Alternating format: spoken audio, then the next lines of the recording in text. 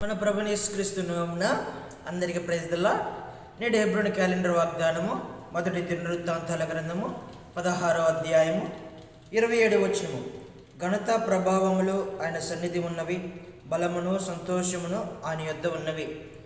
దేని వాగ్దానము ఈ ఉదయకాల సమయంలో మనము చదువుకున్నటువంటి లేఖన భాగము ఎంతో శక్తి కలిగినటువంటి వాగ్దానము, ప్రభావం కలిగినటువంటి వాగ్దానము. దేవుని యొక్క బలమును, దేవుని యొక్క సన్నిధిని మనము అర్థం చేసుకోవాలని ఈ ఉదయకాల సమయంలో దేవుని వాగ్దానము మన చెవులకు దేవుడు వినిపింపచేస్తూ ఉన్నాడు. ఘనత ప్రభావములు ఆయన సన్నిధి ఉన్నాయి.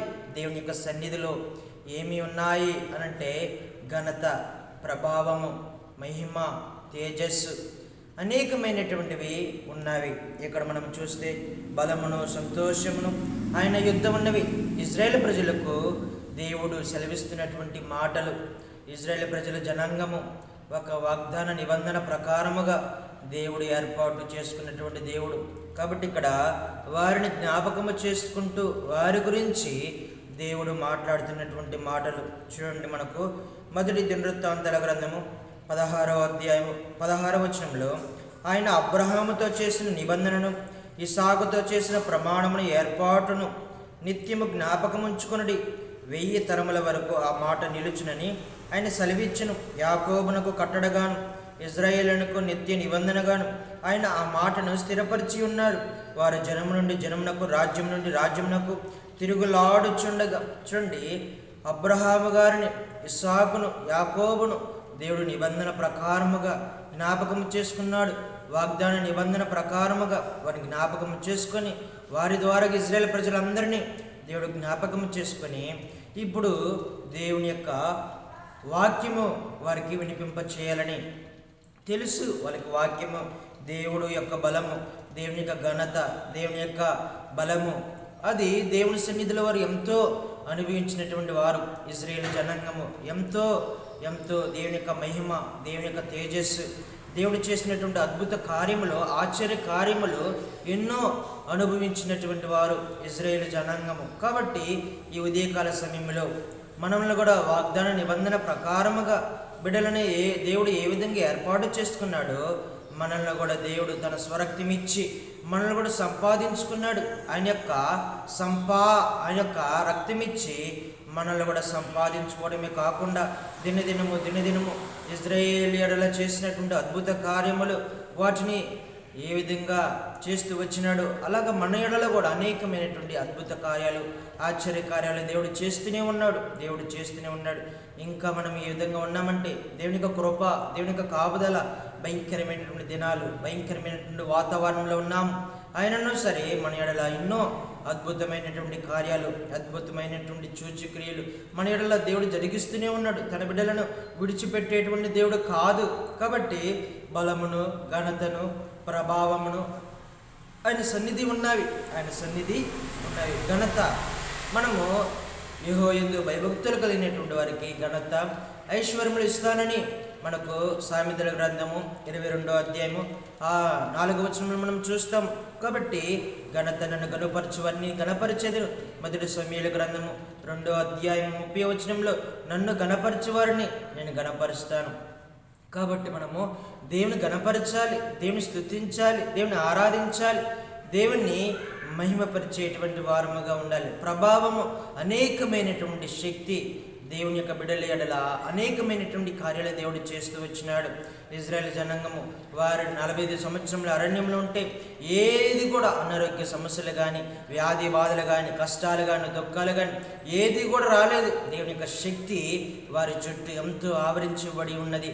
ప్రభువు యేసుక్రీస్తు వారి భూమి మీదకి వచ్చిన తర్వాత ఎన్నో అద్భుతమైనటువంటి స్వస్థత కార్యాలు, అద్భుతమైనటువంటి అనేక మందిని స్వస్థపరిచే విధానము మనము చూస్తామంటాం. ఆయనలో నుంచి ప్రభావము బయటికి వెళుతూ వచ్చింది, ఆయనలో నుంచి శక్తి బయటికి వెళుతూ వచ్చింది.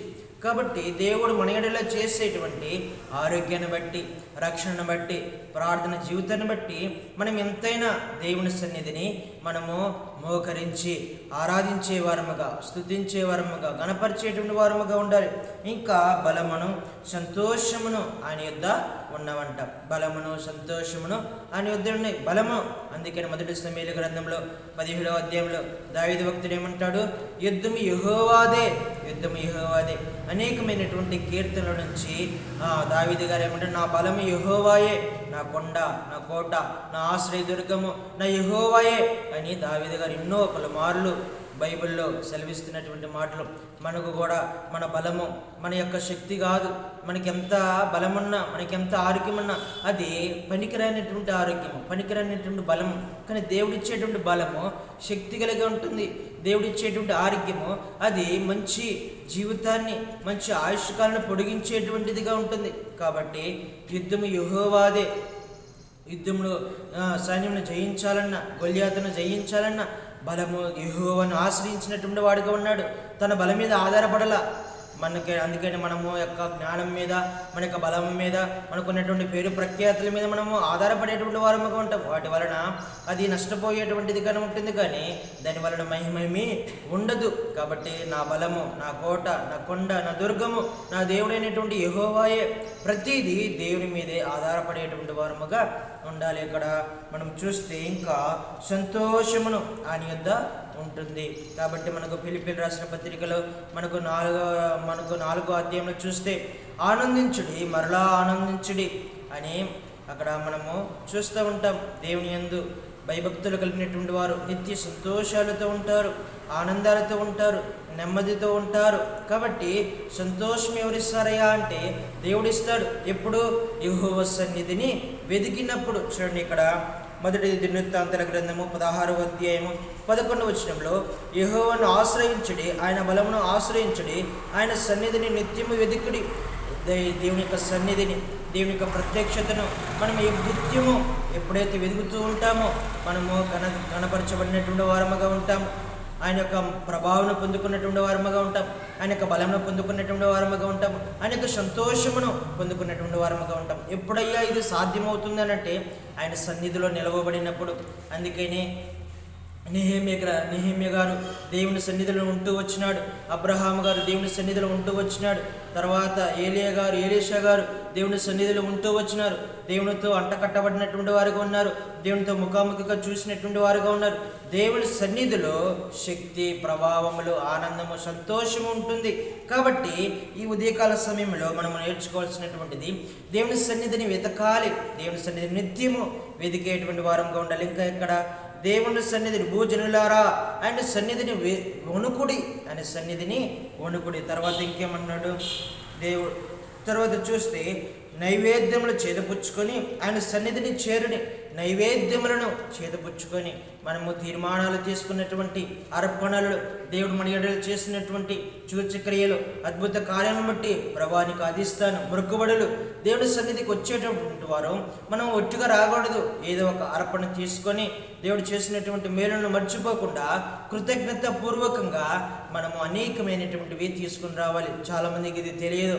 దేవుడు చేసినటువంటి మేలును మర్చిపోయి అనేక రకాలుగా తిరుగుబాటు చేసేటువంటి వారుగా ఉంటారు. కానీ వాక్యానికి తిరుగుబాటు చేసేటువంటి వారుగా ఉంటారు. కానీ దేవుడి మందిరానికి నేను అది ఇస్తే ఏంది, ఇది ఇస్తే ఏంది అని వాళ్ళు సాకులు చెప్పి బొంకేటువంటి వారు కానీ మిగిలిపోతారు. కానీ దేవుని మందిరానికి తీసుకొచ్చేటువంటి వారు ఎవరు లేరు. నెహెమ్యా కాలంలో దేవుని మందిరానికి వచ్చేటువంటి వారు మందిరపు యొక్క గదులు నిండిపోతూ వచ్చినాయి, సర్వ సమృద్ధిగా ఉంటూ వచ్చింది.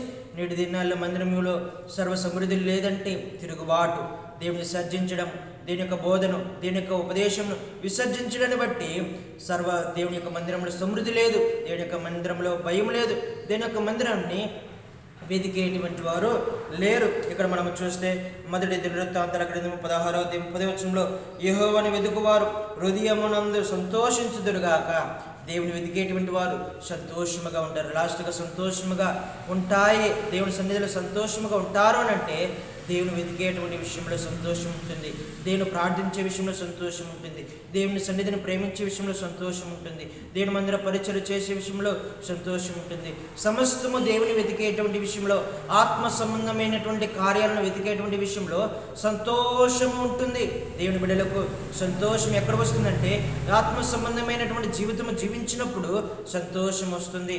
ఇలాగ కాకుండా దేవుని వెతకకుండా ఈ లోకంలో ఏమి తిందమా, ఏమి త్రాగుదమా, ఏమి ధరించుకుందామా, పైన వాటిని వెతకకుండా కింద వాటిని వెతికినటువంటి వారుగా ఉంటే వారు సంతోషాలు ఉండవు, ఆనందాలు ఉండవు, నెమ్మది ఉండదు. వాళ్ళ ముఖములు వికారముగా ఉంటాయి.